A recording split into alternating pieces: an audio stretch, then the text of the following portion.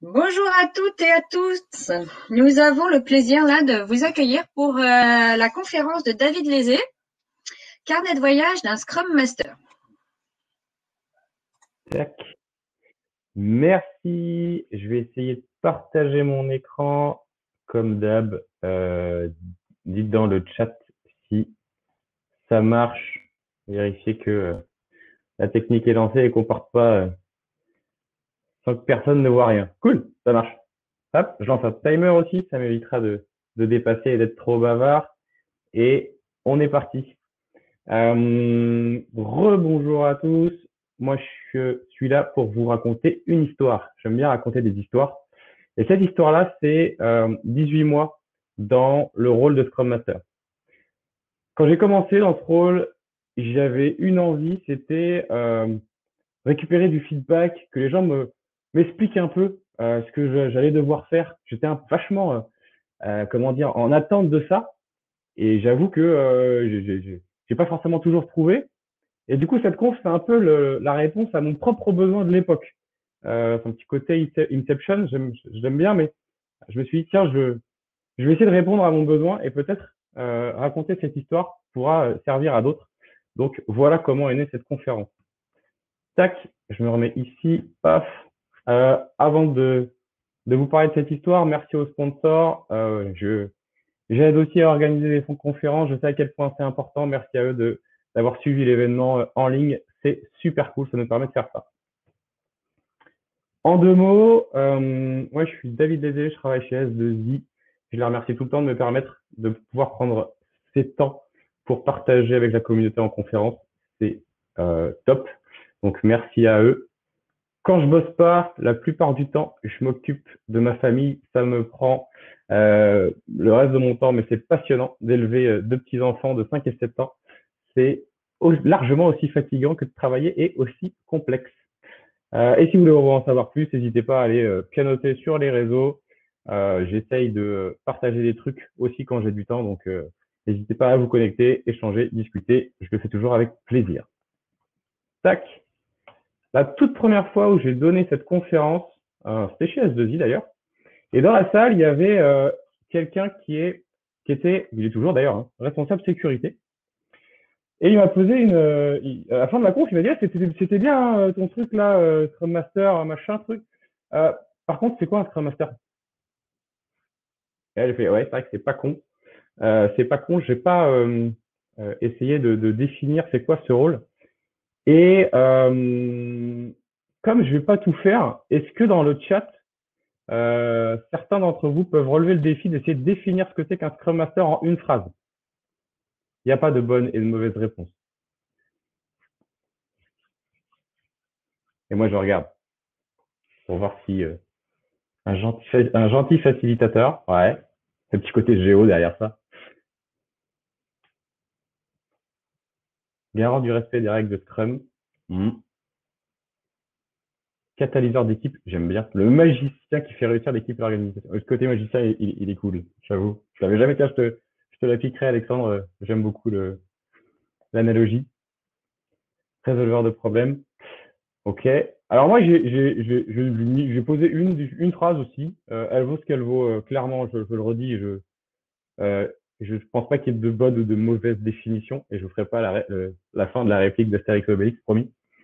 Un facilitateur dont le but est d'optimiser les interactions internes et externes d'une équipe qui évolue dans le cadre de Scrum. Voilà. C'est juste histoire de reposer un petit peu le rôle si certains d'entre nous l'ont pas. Et je repars sur l'histoire. L'histoire, elle commence un 23 avril 2018 où je débarque dans une nouvelle société, dans une nouvelle équipe, dans un projet que je ne connais pas, évidemment, sur un rôle que je n'ai jamais occupé. Et là, pour être tout à fait honnête, mon cerveau est totalement en grand écart entre l'excitation de la nouveauté, du nouveau rôle, et puis le petit côté terrifiant de OK, je fais quoi maintenant? Si certains ont commencé ce rôle de Scrum Master récemment, peut-être ça leur parle ça, mais moi j'avais vraiment ce petit côté panique de ouais, OK, super, ça y est, je vais faire ce que j'ai envie, mais Je fais quoi? Heureusement pour moi et pour l'équipe, l'excitation a pris le pas sur la panique et accessoirement, l'équipe, elle m'a vachement aidé aussi. Elle m'a filé un bon coup de main. C'est bien simple. Partout où je pouvais regarder, je voyais des trucs à optimiser. Ça, c'est la version. Vous savez, ça, c'est la phrase, la version sympa. Pour pas dire il y a des problèmes partout, c'était la merde. Non, on parle d'optimisation. J'aime bien le petit élément de langage, mais en vrai, c'était la merde. Euh, il y avait à peu près rien qui ressemblait de près ou de loin à l'image que je me faisais d'une équipe agile, une équipe Scrum. Enfin, ok, bah c'est bon, je vois à peu près là. Du coup, je vois, il y a des choses à faire, je vais pas m'ennuyer. Euh, En plus, mon organisation m'a fait un super cadeau. Elle m'a fait un super cadeau. Pendant 2 semaines, j'avais pas de PC.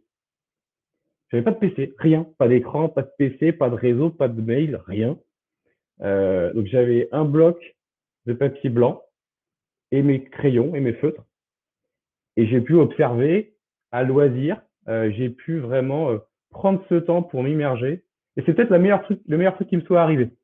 Donc merci au service informatique de ma boîte qui s'était totalement foiré sur mon arrivée. J'ai adoré cette période.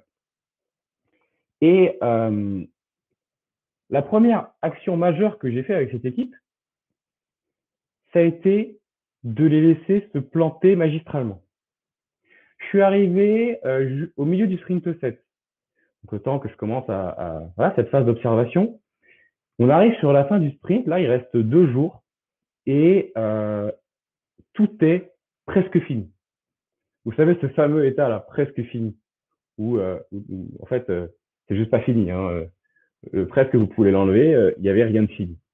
Et l'équipe s'apprêtait à faire ce qu'elle faisait toujours, 2 journées de 12 heures pour rusher et essayer de finir complètement épuisé sur la ligne d'arrivée avec cet incrément de sprint et le présenter en review totalement mort et pas du tout serein sur le fait que ça marche. J'ai pris une autre décision. J'ai dit les gars, non, il n'y avait même pas de pizza en plus. Euh, on va faire autrement. On va faire autrement. Il est 18 heures là. Rentrez tous à la maison. La review, je vais l'annuler. Elle n'aura pas lieu. Je m'occupe de gérer ça avec le client. Et rendez-vous demain pour une rétrospective. On va discuter de comment on va essayer d'améliorer ça en fait. Parce que c'est juste pas possible. Donc heureusement, j'avais un manager cool qui est un agiliste et qui m'a soutenu dès le début pour faire ce genre d'action un petit peu massue. Mais je l'ai jamais regretté.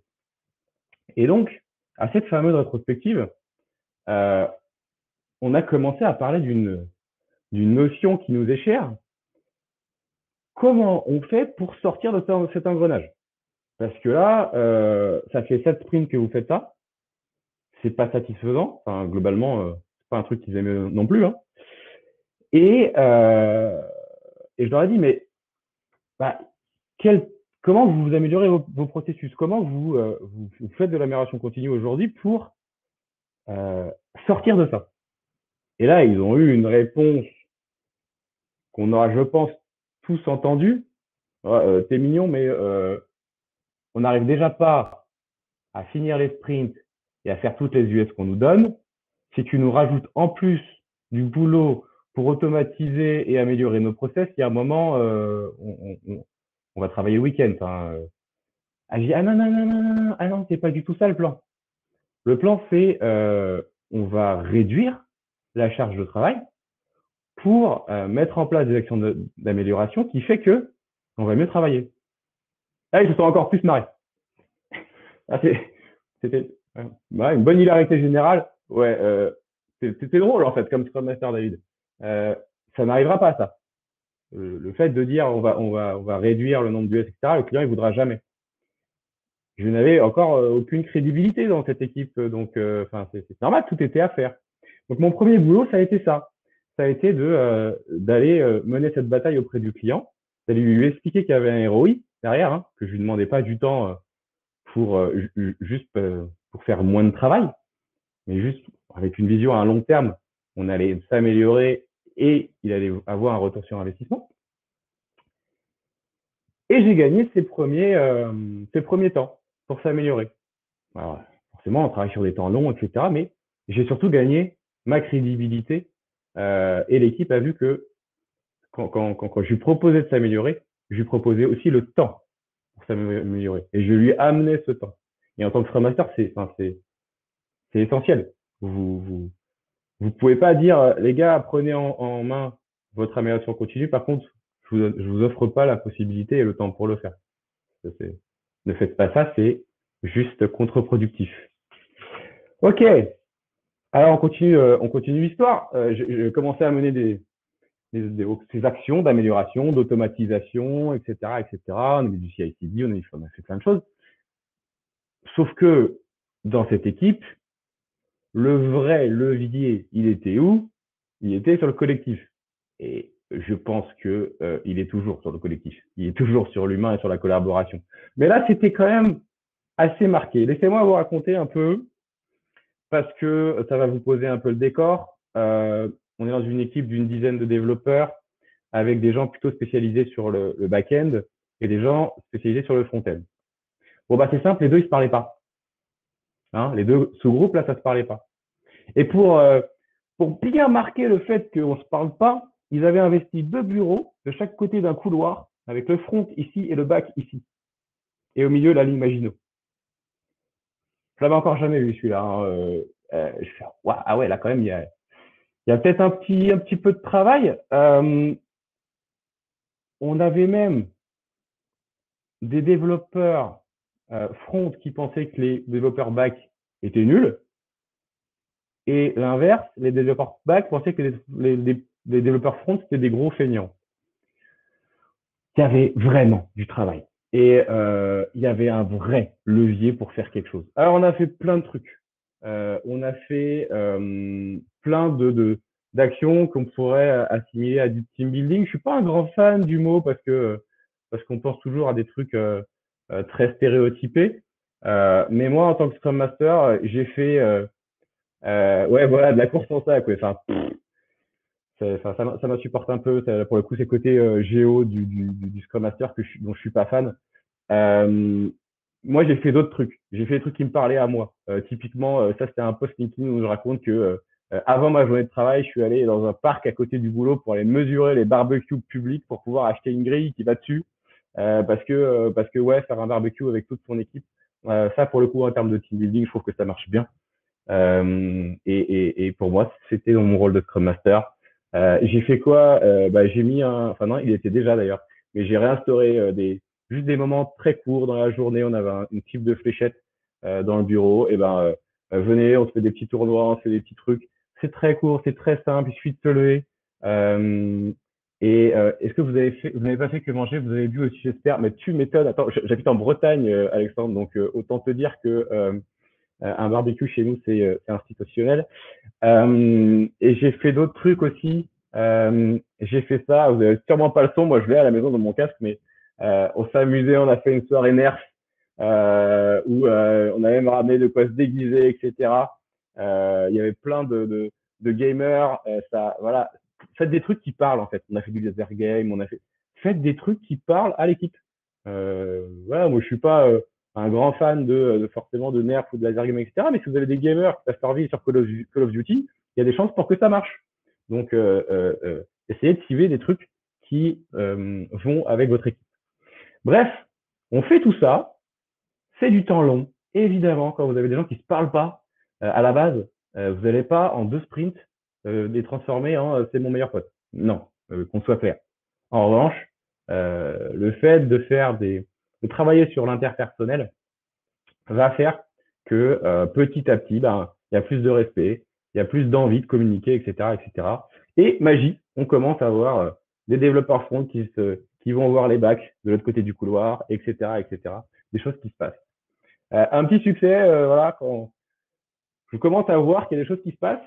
Ça, c'est mon bureau en rentrant de congé d'été, voilà. Donc là, on voit pas bien sur l'image, mais il manque la moitié des touches du clavier. Les touches du clavier, elles étaient dans les ballons avec des confettis. Donc j'ai passé une demi-journée à trier tout ça, à remettre le clavier comme il faut, et au bout d'une demi-journée, j'ai toujours pas retrouvé le E. Euh, J'avoue que j'ai adoré, hein. Au bout d'un moment, j'avais quand même un petit peu la moutarde parce que j'arrivais pas à taper sans le E. Voilà, c'est pour les. Mais en tout cas, euh, ça prouvait quoi? Ça prouvait que quelque chose était en train de se construire et c'est hyper positif et c'est exactement ce que je cherchais. Donc, j'ai même pas râlé pour ce fameux E. Ok, qu'est-ce que j'ai fait après? Qu'est-ce que j'ai fait? J'ai fait un truc qui me parle vachement. On en a parlé dans plein de confs ici à Grenoble, sur la keynote de ce matin, sur la conf d'Alexandre, etc. Travailler sur le management visuel. Pourquoi? Pourquoi? Pour deux choses. La première, c'est parce que personnellement, je suis fan. Et en tant que Scrum Master, mener des actions qui vous parlent profondément, bah, ça permet de ramener du sens. Si vous, vous êtes convaincu que c'est quelque chose à faire, au moins l'énergie que vous mettez, elle est pertinente. Et puis la deuxième, elle était un petit peu plus cachée, mais ça permet de facilement faire bouger des trucs visibles dans le bureau et de faire de l'essai-erreur. C'est-à-dire qu'on va mettre en avant le fait que, regardez, on va tester un truc. On va mettre, je sais pas moi, une météo d'équipe en management visuel avec des post-it, avec des petites cartes, etc. Ça marche pas, les gens s'en emparent pas. Ok, on l'enlève, on va tester autre chose. Et du coup, on met en avant ce côté boucle de PDCA un petit peu, et cette inception on fait de l'agilité, des petits bouts d'agilité au sein d'un projet agile pour ramener la philosophie, etc.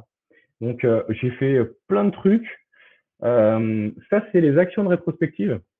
Avant ça, donc ça, c'est des feuilles A3 qui sont collées dans le bureau. Avant ça, les actions de rétrospective, elles étaient dans un fichier Excel. Le fichier Excel, il était uploadé sur un Confluence. Le Confluence, pour y accéder, il fallait se connecter sur un VPN, ouvrir une machine virtuelle, puis ouvrir le Confluence. Il y avait 5 mots de passe différents pour pouvoir avoir accès aux actions de sprint. Personne n'y allait jamais. Moi, le premier, hein. Enfin, juste, c'est pas possible. Vous prenez des crayons, vous dessinez, même mal, on s'en fout. Je dessine pas bien et j'assume. Vous faites ça, vous vous agrandissez, vous mettez sur des feuilles A3 et vous les collez en entrant dans le bureau à droite ou à gauche ou tout droit, on s'en fout. Euh, on peut pas rater ça. Et bizarrement, les actions ont des vachement plus mises en œuvre. Typiquement, d'autres trucs que j'ai pu faire aussi, ça c'est la dette technique. La dette technique, pareil. Question, on met ça dans Jira, on met pas ça dans Jira parce qu'en fait c'est pas le PO qui s'en occupe, machin. Lui il a pas envie que ce soit dans son Jira, machin.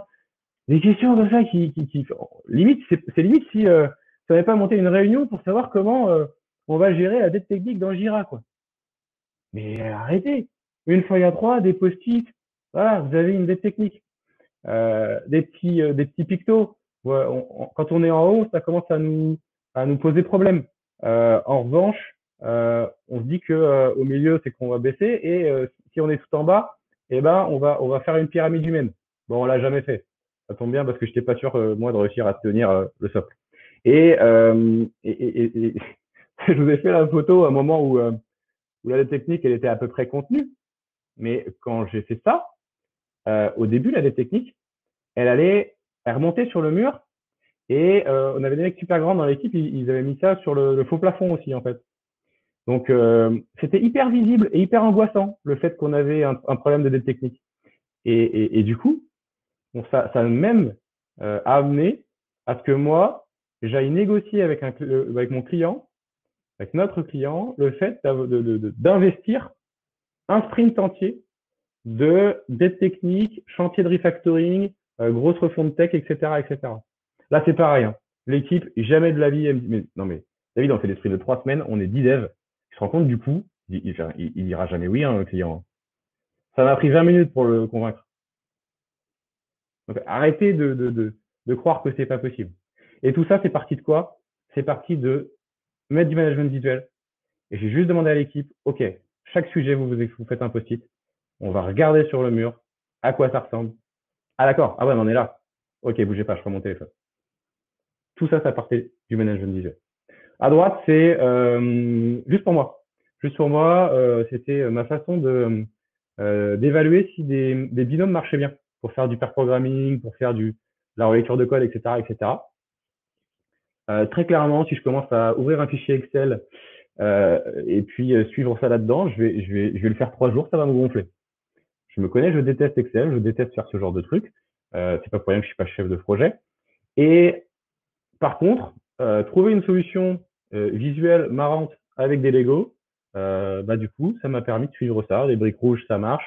Des briques vertes, enfin des briques rouges, ça marche. Non, je n'ai pas l'esprit aussi tordu. Des briques rouges, bof bof. Des briques vertes, plutôt cool. Et en faisant ça, j'ai fait des changements de binôme, j'ai continué à mesurer, etc., etc. Le long de mes sprints. Euh, j'ai des Lego de la communauté agile dans le bureau d'à côté. Ça m'a pris pareil 5 minutes pour aller piocher des pièces et faire ça. Donc, n'hésitez pas à faire des tests, faites des trucs que vous trouvez cool, que vous trouvez jolis. J'ai, il y a, bon, c'est juste illimité. C'est juste illimité. Illimité. On peut tout faire avec ce truc-là. J'adore ça. Ok. À ce moment-là de l'histoire, vous vous dites, bah, en fait, David, il a fait des trucs et tout, ça a l'air de marcher, plutôt des succès, machin. Enfin, alors, non, non. Là, je vous ai raconté 2, 3 trucs qui ont marché. Je me suis planté un nombre de fois incalculable. J'ai fait je ne sais pas combien de tests, d'actions et qui ont juste été des gros échecs. Euh, et j'ai aucun problème avec ça. Alors, premièrement, j'ai appris, hein, je le rappelle, je débutais dans ce rôle. Et deuxièmement, j'ai incarné de façon très visible le droit à l'erreur dans l'équipe. Regardez, je viens de me vautrer lamentablement sur un test, voilà, de faire un test.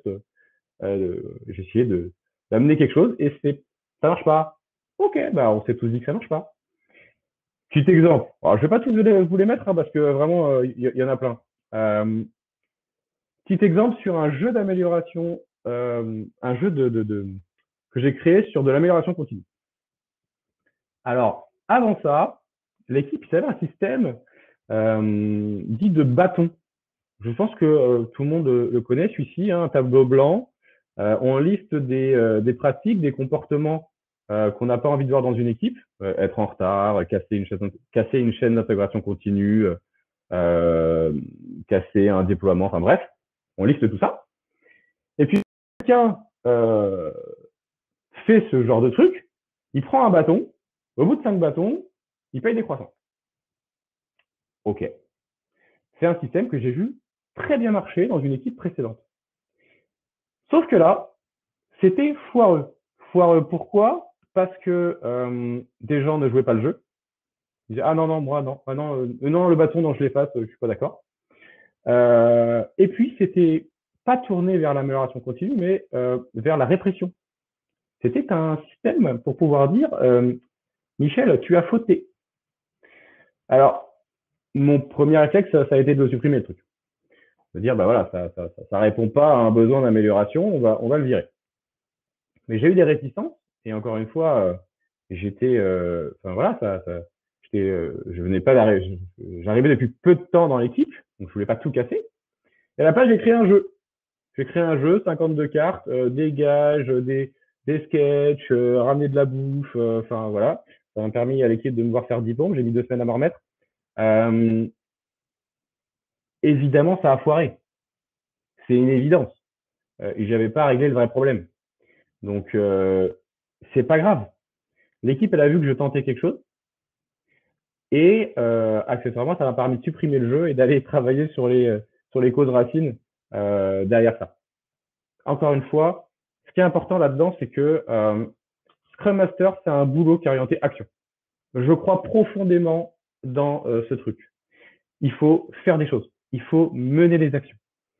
Et c'est un truc que j'ai pratiqué et que j'ai théorisé un peu plus tard.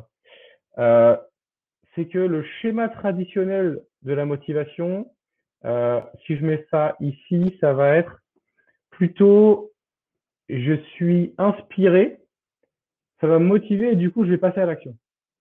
Et en fait, on peut l'inverser. on peut dire, je vais me mettre en action. Du coup, ça va finir par m'inspirer, ça va finir par me motiver. Et moi, je fonctionne pas mal comme ça. Ça n'empêche pas que des fois, je suis inspiré à faire des trucs, mais des fois, je me dis, OK, j'ai pas forcément la motivation, je suis pas forcément inspiré, OK, je fais le truc. Et en faisant, là, j'acquiers la motivation. Oui, du coup, cette théorisation du truc, c'est j'ai vu ça dans ce bouquin au titre Un tantinet racoleur que j'ai écouté dans la voiture pour aller chez un client. Y a pas forcément énormément de bonnes choses dans ce bouquin, mais j'aime bien citer mes sources, donc ça vient d'ici. Alors après, faut que je vous parle de ça. Je continue à progresser et à prendre ce rôle de Scrum Master. Je suis accompagné par Timothée Chevrier, mon manager agiliste que j'adore, et, euh, et je m'interroge là-dessus. Je m'interroge sur ce triangle d'or du Scrum Master. Accessoirement, c'est issu d'une vidéo de Romain Couturier sur le rôle de Scrum Master que je vous conseille instamment. Elle est super cool. J'ai pas mis le lien là, je pourrais le mettre dans le chat plus tard. C'est aussi issu du Scrum Guide, hein, mais le fait de le voir sous forme de triangle, moi j'ai chopé ça dans cette vidéo. Et j'avais un problème avec cette équipe, c'était que j'essayais de ne pas être concentré uniquement sur l'équipe de dev, mais bien d'être dans un barycentre de ce triangle. Sauf que côté product owner, c'était Bagdad. J'avais pas un product owner, j'en avais 5. Les 5 bout à bout, il n'y en avait pas un qui avait du leadership. Bref, c'était très très compliqué. Merci pour le lien pour la vidéo, effectivement.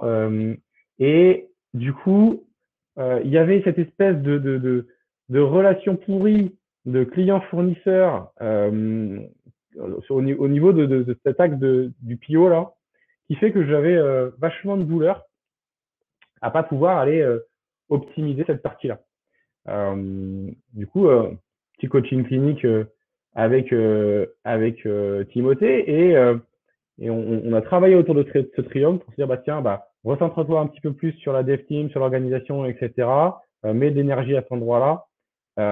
Et moi, ça a été vraiment un moment où ça m'a permis de capter et de toujours m'interroger sur ce triangle. Ok, j'en suis où? Et même aujourd'hui, quand j'accompagne des équipes ou des product owners ou des scrum masters, je fais toujours vachement gaffe sur ça, sur bien essayer d'optimiser le truc le plus pertinent dans le triangle. Et si vous voulez une bonne astuce, allez là où vous n'avez pas envie d'aller, là où c'est le plus dur. Souvent, c'est là où il y a le plus d'optimisation à faire. En tout cas, dans mon cas, ça marche vachement bien. Donc ça a été une bonne étape et une étape qui m'a permis de franchir un palier où pour le coup, j'étais en grosse difficulté parce que j'arrivais pas à bien trouver ce positionnement. Derrière, j'en ai parlé tout à l'heure, ça, et je crois que même quelqu'un l'a cité dans le chat. J'adore ce petit sketch. J'ai eu à résoudre ce problème que à peu près tous les Scrum Masters, à mon avis, ont en stock sur le côté. Arrêter de commencer à finir des trucs. Bon, on avait, comme dans beaucoup d'équipes, cette magnifique translation de tous les post-it qui partent de to do vers à faire. Et puis, ça s'arrête pendant tout le sprint. Et à la fin du sprint, c'est la panique générale pour essayer de finir tous les trucs. Et là, clairement, c'est pas Scrum qui aide. Ce qui va aider, c'est d'aller travailler plus autour de Kanban. Moi, j'ai mis j'ai rajouté beaucoup de trucs de Kanban dans mon utilisation de Scrum pour associer les flux tirés, les limit whip, etc., pour m'améliorer et pour qu'en équipe, on s'améliore sur ce point-là. Et alors, il y a plein de choses à faire. Découper de façon plus atomique, tester dès qu'une tâche est finie et pas tout tester à la fin. Typiquement, moi, j'aime bien, en tant que Scrum Master, prendre une petite casquette de testeur. Je la trouve assez cool. Ça me permet de garder une petite compétence fonctionnelle, de comprendre quand on parle des sujets, et puis d'animer un peu cette volonté à finir des choses, en disant bah, qu'est-ce que je peux tester aujourd'hui. J'adore cette question. Qu'est-ce que je peux tester aujourd'hui en daily meeting, c'est une bonne question à poser. Et du coup, on a vachement travaillé là-dessus. Et moi, il y a deux bouquins. Effectivement, j'ai fait une petite vidéo là-dessus pendant le premier confinement. C'est pas que je m'ennuyais, mais j'étais un peu triste de pas pouvoir partager autant que possible avec la communauté. Du coup, j'ai fait une petite chaîne YouTube, j'ai mis un peu de contenu. Du coup, j'ai fait une petite vidéo là-dessus pour détailler un petit peu plus. Et moi, il y a deux bouquins que j'ai trouvé hyper inspirants sur cette partie et qui sont pas trop des trucs de l'IT, de Phoenix Project et surtout le but, qui sont des nouvelles sur du Lean pour un, du DevOps pour l'autre, sachant que The Phoenix Project est largement inspiré de The Goal. Et je vous les conseille vraiment parce que c'est hyper agréable à lire. C'est pas des bouquins pro, c'est des petits romans. Et moi, ça m'a ouvert les yeux et surtout, ça m'a vraiment donné envie de travailler là-dessus. Si vous voulez un bouquin qui est plus tourné vers l'IT, etc., il y a celui de Laurent Morisseau. Alors moi, de mon côté, c'est retourné, je le vois à l'envers, mais je sais pas si vous, c'est bon, qui s'appelle Comment pour l'IT. Dedans, là, ça va un petit peu plus dans le détail, dans comment on met en place un diagramme de flux cumulé, enfin, des choses un petit peu plus dans le dur. Mais je préfère, à la rigueur, les nouvelles et les romans. C'est vraiment, vraiment, vraiment très, très agréable à lire. Et moi, ouais, ça m'a poussé à essayer de travailler là-dessus. Sauf que, faut quand même que je vous raconte. Euh, je travaille là-dessus. J'essaye de faire en sorte qu'on finisse des tâches. Et pour faire ça, un de mes combats, une de mes batailles, c'est découper plus finement. Et je suis en sprint planning, on fait de l'estimation, et puis j'ai un dev, Michel, pour pas le citer, qui me dit, David, c'est simple, là, 7 US, 7 US et 7 US, c'est la même chose. Il y en a pour 3 semaines.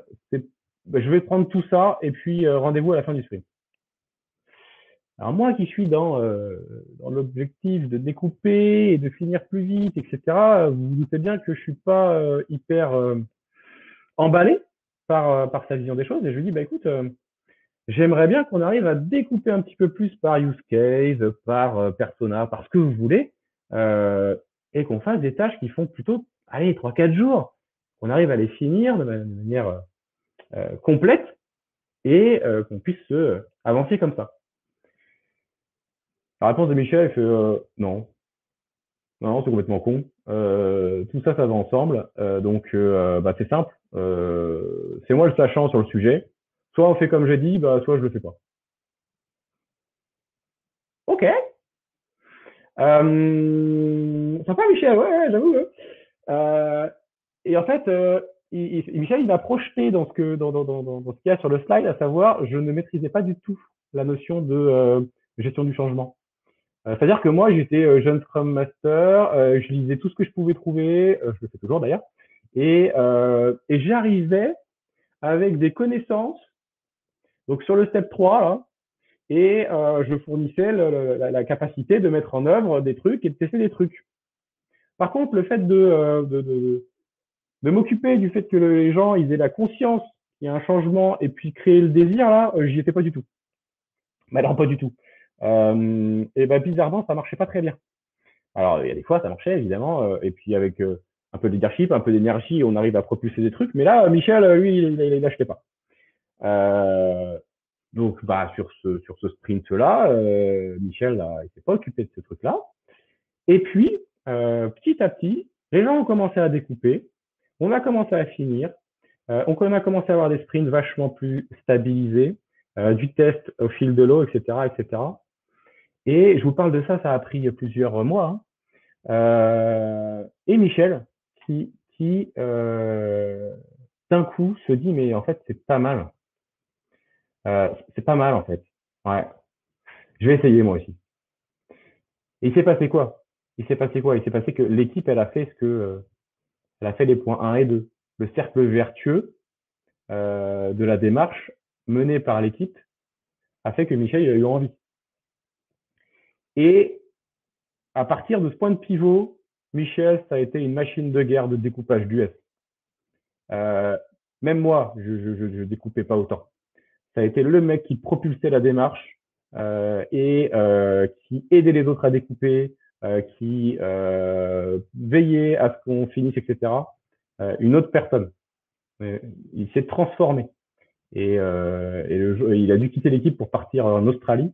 Et on était tous super tristes, alors que c'était quelqu'un qui, quelques mois avant, était dans l'opposition, etc., etc. Donc Michel, il m'a juste appris la gestion du changement. Et donc, du coup, je le remercie à chaque fois que je donne cette conf, parce que, ok, j'ai appris de manière assez brutale, grâce à lui, mais j'ai appris. Donc, merci Michel. Tac, ce schéma, je l'ai récupéré. Encore une fois, je n'invente pas les trucs, donc je donne mes sources, c'est hyper important. Du bouquin d'Alexis, Changing Team from the Inside. Donc, vous pouvez le lire, c'est dedans. Ça, c'est pas de moi, mais en tout cas, moi, ça m'a permis de théoriser. Alors, j'avance dans mon rôle de Scrum Master, et puis, bah, je continue à faire des essais et des erreurs. Petite question. Qui dans la salle priorise son backlog produit par valeur métier? Vous pouvez mettre des pouces, vous mettez des oui, moi, vous mettez ce que vous voulez dans le chat. Qui fait de la priorisation par la valeur sur son backlog produit? Ça dépend. Ok. Ça dépend de tes clients, en fait, aussi. En tout cas, j'ai pas beaucoup de oui qui sortent. Il y a des PO dans la salle. Bon, moi, franchement, je vais. Alors, il y a des oui, ça c'est cool. Dans cette équipe et dans beaucoup d'équipes que je vois, on faisait une technique vachement plus simple. On remplissait le backlog et les sprints backlog par une petite addition mathématique des coûts des stories par rapport à notre capacité. Vachement plus facile ça. C'est-à-dire, on a chiffré, on a 80 points de disponibles, eh ben on met 79. Hein, voilà, on fait la somme et puis on fait 79. C'est pas incroyable. Hein. On a fait ça pendant longtemps, c'est vraiment pas incroyable. Et puis surtout, ça amène à quoi? Ça amène à créer des indicateurs tout pourris. Et ça amène à faire un truc que j'ai toujours regretté et qui a été d'utiliser la vélocité de l'équipe comme un KPI de productivité pour mon client. Alors, bah, on fait tous des erreurs, hein. Mais celle-ci a été pas mal. Qu'est-ce qui se passe quand on fait ça? C'est simple. En plus, quand on a une relation client-fournisseur un peu avec, et puis qu'on a un manager côté client qui dit, bah, moi, l'agilité, j'ai bien vu hein, dans la théorie, la vélocité, ça monte, hein, etc. Vous voulez que ça monte? Pas de problème. Ah bah ça va monter. Hein. Oui, bah oui, on a faussé les chiffrages. Évidemment qu'on a faussé les chiffrages. Mais si vous dites à une équipe, je veux que votre vélocité elle monte, bah même si c'est inconscient au chiffrage, il chiffre plus et ça monte. Ce qui fait que ça n'a plus aucun espèce d'intérêt ce truc et belle erreur de débutant. Voilà. Contractualiser la vélocité, ouais, on voit ça aussi, ouais. Pour la petite anecdote, avec un autre collègue qui faisait de l'avant-vente et qui était un agiliste qui adorait. Un jour, on a un client qui nous demande de nous engager au forfait sur une vélocité avec un projet et une équipe qui n'a pas commencé. Il voulait un chiffre. Du coup, on a dit 42. Véridique. Exactement, joli. Et la propale, elle est partie comme ça. C'était magique. Accessoirement, je crois qu'on n'a pas eu le projet, qu'on était très content. Alors, malgré tout, j'ai fait quelques apprentissages sur les indicateurs. Donc, le premier, c'est évidemment ne pas utiliser la vélocité comme indicateur de productivité et autant que possible le garder interne à l'équipe. Hein. C'est un bon indicateur du moment qu'il est interne à l'équipe. Le deuxième, c'est essayer, et moi, c'est vraiment un truc sur lequel j'essaie de bosser avec tous les projets, avec tous les produits que je fais, essayer de bosser sur des indicateurs les plus proches possibles de l'utilisateur final. Moi, mes indicateurs préférés, c'est chiffre d'affaires, taux de conversion, taux de rétention, nombre d'utilisateurs simultanés, etc., etc. Mais prenez ces indicateurs-là, mettez-les sur un board dans l'équipe et faites en sorte que quand vous livrez des nouvelles fonctionnalités, de voir ces indicateurs-là bouger en termes de motivation, en termes de démarche user-centric, etc. Ça, c'est top. Ça a un vrai intérêt. Et je le vois quasiment nulle part. On voit des indicateurs tourner sur la prod, sur la qualité, sur tout ça. Je dis pas qu'il faut pas les faire. Je dis que il nous manque les indicateurs qui sont liés à l'utilisateur. Donc ça vraiment, je trouve ça top. Et puis surtout, pas surtout, mais aussi utiliser des indicateurs temps réel. Parce que aujourd'hui, enfin, déjà votre équipe, c'est une équipe tech, donc branchez ça à des API, faites en sorte que ça se génère automatiquement. Ne devenez pas un Scrum Master agrégateur de KPI, quoi. La valeur que vous amenez, elle est franchement pas incroyable si vous faites ça. Si la moitié de votre temps, c'est consolider et agréger des indicateurs dans des fichiers Excel pour ramener ça à du management, franchement, bah non, bah consacrez-vous plutôt aux individus et leurs interactions, quoi. Juste ça. Voilà. Donc cette erreur-là, je l'ai jamais fait. Mais c'est peut-être mon aversion complète à Excel qui fait que je ne peux pas tomber là-dedans. Et comment on fait quand le résultat d'un sprint n'est pas commercialisable en l'état? Premièrement, c'est pas la fin du monde. On peut avoir des features qui demandent plus d'un sprint. Et dans ce cas, bah, ces indicateurs orientés user, ils vont pas bouger, mais ils bougeront au sprint d'après. Et deuxièmement, c'est une bonne façon. J'avais la discussion hier avec quelqu'un dans une équipe de dev justement. C'est une bonne question à se poser, quoi. Si par contre il faut 2 sprints, 3 sprints, 4 sprints, 5 sprints, il y a peut-être un problème dans la manière dont on découpe nos besoins et on devrait peut-être travailler sur des batchs plus petits qu'on peut livrer plus rapidement. Voilà. Tac. Et qu'est-ce que... Hop là. Et puis enfin, il y a quand même un truc sur lequel je voudrais revenir. C'est que Scrum Master, vous n'êtes pas chef de projet de votre équipe. Donc, moi, c'est un des premiers trucs que j'ai dit à l'équipe. Parce que j'arrivais dans un environnement dans lequel quasiment tous les Scrum Masters étaient aussi chefs de projet des équipes.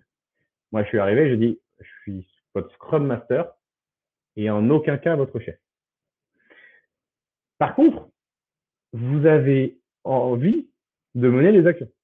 Vous avez envie de changer des trucs. Et comme vous n'êtes pas le chef de l'équipe, ils vont pas le faire parce que vous incarnez l'autorité et que vous leur dites de faire un truc. Ils vont le faire parce que ça fait sens, parce que vous y croyez vraiment, parce que vous portez le truc, bref, parce que vous avez un minimum de leadership. Et s'il y a bien un truc sur lequel il faut bosser, c'est ça. Parce que sinon, vous vous retrouvez dans cet état où vous avez plein d'idées, vous avez envie de faire plein de trucs, mais personne ne vous suit. Et votre impact, pour le coup, il va quand même se retrouver vachement diminué. J'aime bien cette petite définition du leader. C'est le mec qui a une vision et qui est capable de la communiquer. Parce que le mec qui a une vision, mais qui n'est pas en capacité de la communiquer, là, c'est le mec qui a eu l'idée géniale là, il y a 3 ans. Et 3 ans après, il y a un autre produit qui sort d'un concurrent et le mec il dit bah ouais, je l'avais cette idée, je l'ai eu. Hein. Ouais, ok. Mais tu l'as pas communiqué, tu n'as pas su insuffler, etc., etc. Donc en tant que Scrum Master, ça c'est hyper important. 2 bouquins pour travailler sur ces sujets-là, Start with Why hyper connu. Si vous avez la flemme, vous pouvez regarder le TEDx de 20 minutes. Moi, je l'ai écouté dans la voiture. Il y a quand même beaucoup de répétitions. Hein. Les Américains et les répétitions dans les bouquins, c'est une cata. Et puis Turn the Ship Around, vraiment top sur la posture de servant leadership. Juste, si je résume les apprentissages, parce qu'il reste 30 secondes, je vais même les mettre ici, juste pour vous faire une autre conclusion. Et de toute façon, je mets les slides à disposition. c'est juste en refermant ce carnet de voyage et en repensant à l'aventure, personnellement, j'ai apprécié chaque moment. Euh, c'est un boulot passionnant en vrai. J'ai adoré les succès, j'ai adoré les échecs, j'ai adoré comment on rebondit. Et c'est un peu avec ça que j'ai envie de vous laisser. C'est un rôle génial et j'espère sincèrement que tous les Scrum Masters prennent autant de plaisir que moi parce que accompagner les équipes et les voir grandir, c'est juste magique. Donc, merci à tous pour votre attention et les questions. Tac. Je crois que, ouais, et oui, effectivement, le petit QR code, un petit, tac, ah bah voilà, impeccable. Ça apparaît tout seul. La magie. Il y a des trucs cool en remote, en vrai. Tac.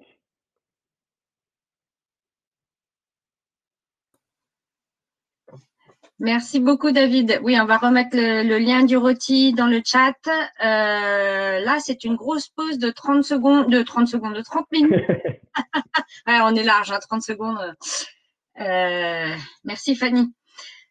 Donc, vous aurez la possibilité de continuer la discussion avec David, soit en restant ici, soit en retournant à l'Atrium. Moi, je vais aller me balader à l'Atrium comme tout le monde.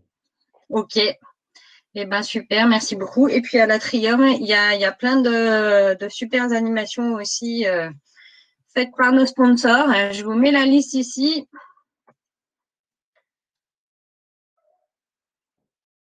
Là, vous pourrez voir le programme.